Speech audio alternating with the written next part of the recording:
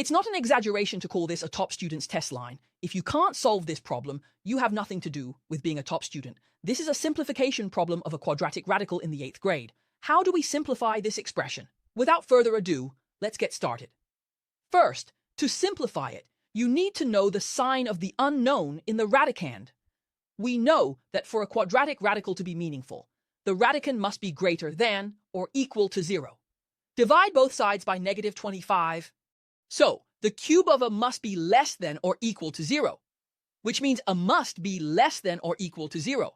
Hey, you must first determine the sign of a. I'll write it here just in case you forget that a is less than or equal to 0. Next, we draw a big radical sign like a train carriage.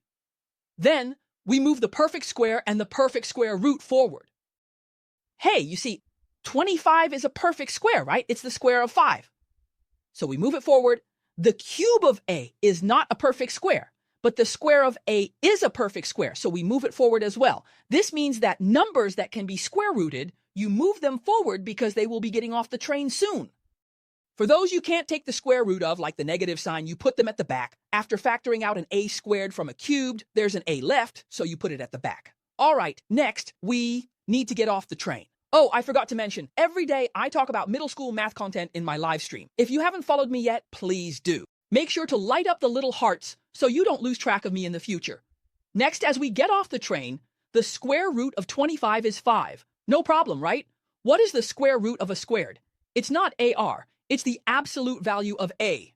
We talked about this earlier. You can check out the video I posted a couple of days ago. The square root of a squared is the absolute value of a. And for the square root of negative a, which can't be solved, we just put it at the back. We're not done yet. A is less than or equal to 0. This is called a non-positive number. We talked about this in the first semester of the first year. The absolute value of a positive number is equal to the positive number itself, but the absolute value of a non-positive number is equal to the opposite of that non-positive number, right? So here, the absolute value of a is equal to its opposite, negative a. That means 5 times the absolute value of a is 5 times negative a, which is negative 5a. Just copy down the rest of the problem, and it's done. Did you understand, students?